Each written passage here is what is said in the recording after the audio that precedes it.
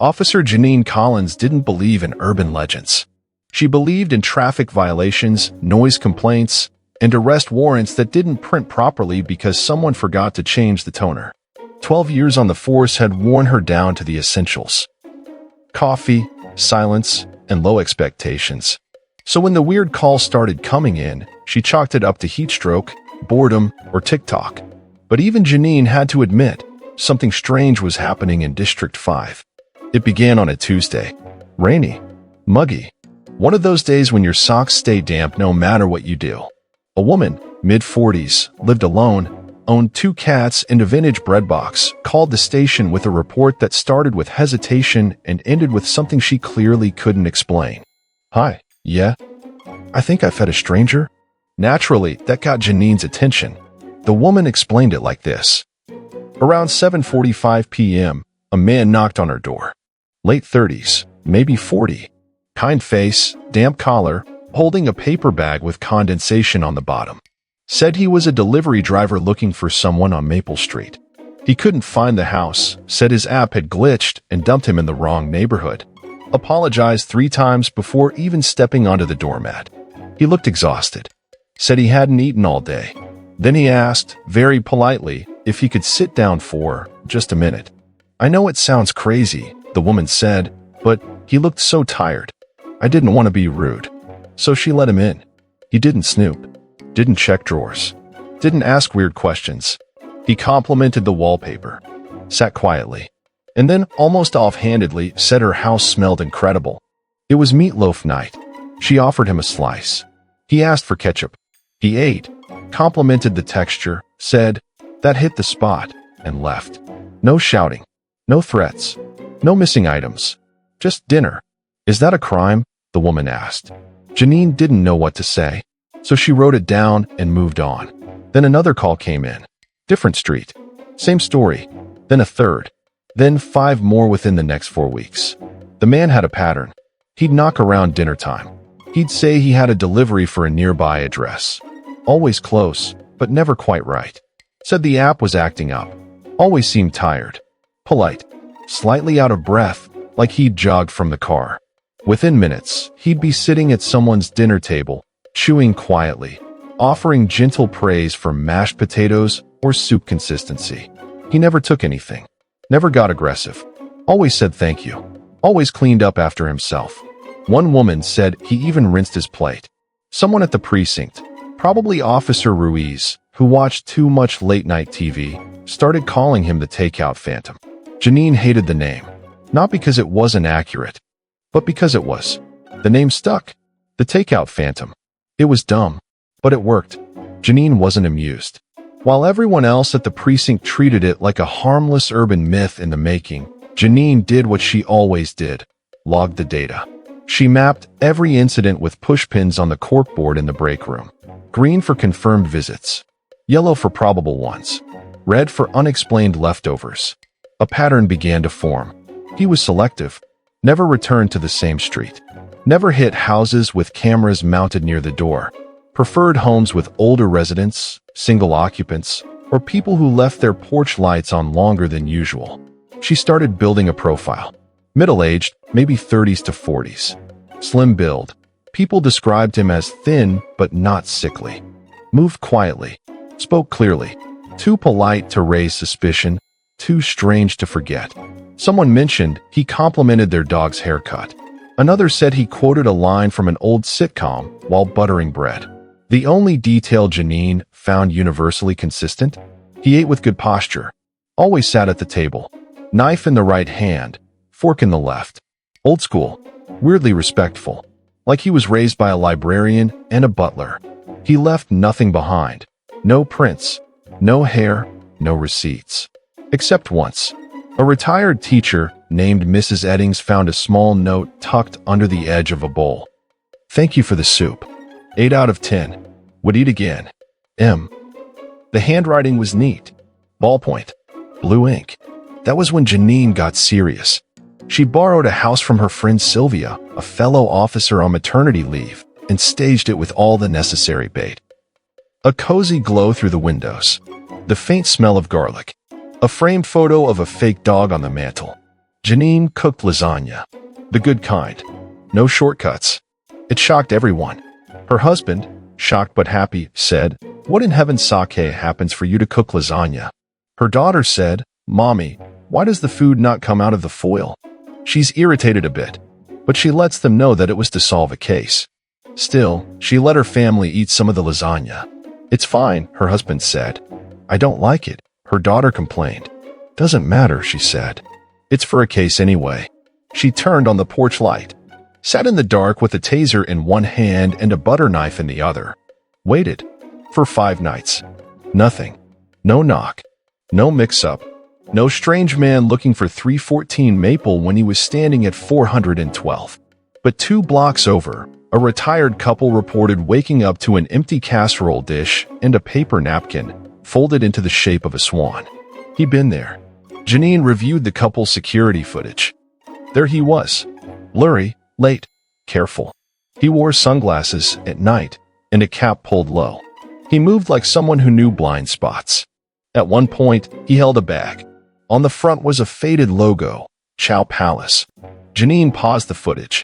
Chow Palace had shut down 6 years ago. Health code violations. Rats in the fryer. Was it a fake? A joke? Or a souvenir?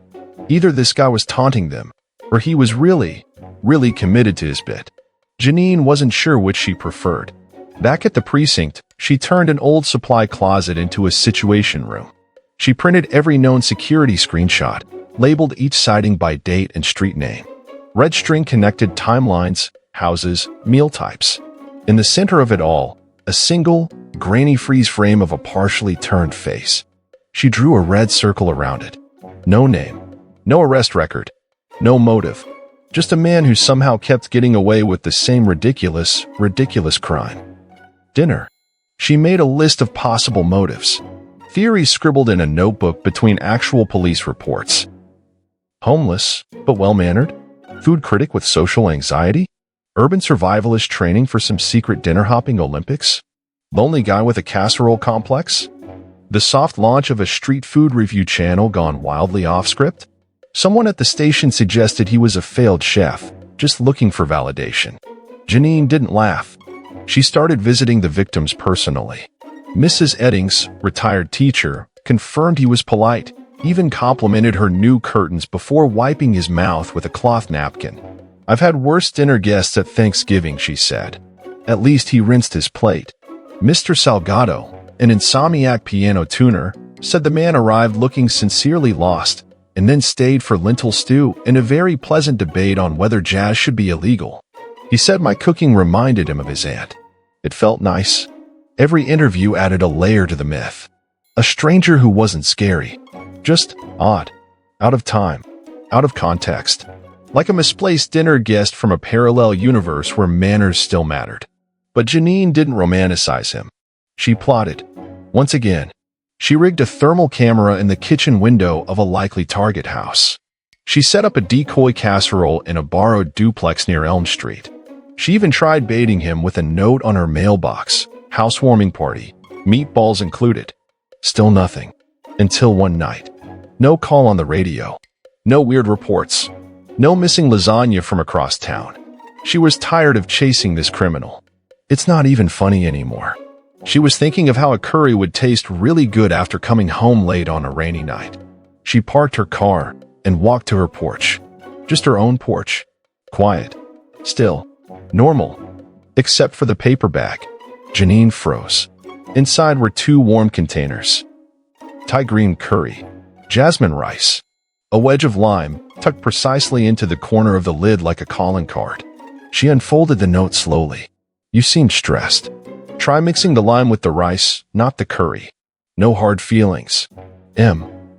She stared at it. She checked the camera on her door. Dead battery. She checked the backup trail cam she'd mounted on the neighbor's porch. Turned sideways. As if someone had gently, almost respectfully, repositioned it to face the wall. She didn't tell anyone at the station. Didn't log the food as evidence. Didn't swab the lime for prints. She just ate it. And it was good. Too good. Frustratingly, maddeningly good. That night, she lay in bed staring at the ceiling, the taste of curry still warm in her memory. By morning, she was back to the footage. She couldn't sleep after that. In the following days, she rewatched old footage, blew up grainy screenshots, tracked down diners who'd never reported it officially, but mentioned that weird guy who ate my leftovers and folded my laundry. One man, a retired security guard, claimed the guy gave him stock advice over meatloaf. I followed it, he said. Best stock I've ever tasted. Probably could drink it all in one gulp. Tell your little phantom thank you. Janine was done laughing. She was furious. No other cases had made her as frustrated as this one. She set one final trap. She was determined to finally put the nail in the coffin. A neighborhood potluck. One she had made herself. With premium ingredients, seasonings, even silverwares. She made flyers. Fake invites. She prepared a decoy grandmother who lived alone with a famous 7-layer dip. She even played up the ruse with a neighborhood watch meeting across the street. Perfect distraction window.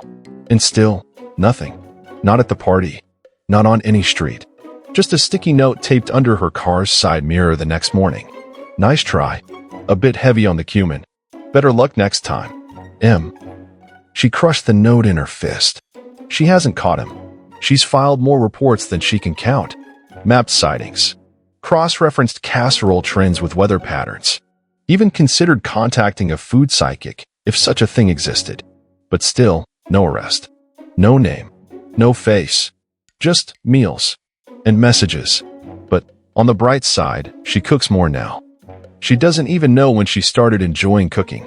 Yes, she started out of spite to catch that slimy criminal, but somehow in the middle of it, she started to love cooking. "Mommy, your frittata is really tasty," said her daughter, the same daughter who once asked why dinner always came in takeout bags. After all this time, she finally cooks for the sake of cooking. Not for traps or decoys, just actual good food. She's cooking recipes she'd forgotten. Ones her mother taught her. Ones she never had time to try. Her porch light stays on more often. Not always. Just the nights when the air feels a little strange. When the wind smells like garlic and old memories. And sometimes, not often, but enough to notice, she finds little signs. An empty container left neatly by the door. A paper napkin folded into a crane. A handwritten note. Solid heat. Next time, cornbread. She never replies. She never needs to. But lately, she's started keeping a little book in her kitchen drawer. She writes down recipes. Notes on flavor. New ideas. And on the front cover, in small neat letters, she's written, "Reviews pending." She still locks the door. Most nights, but every so often. She leaves it open a crack, just wide enough for someone polite and hungry and impossibly elusive. Because no matter how strange it all is, how maddening, how unsolved, she really, really wants to know what he thinks of her chili.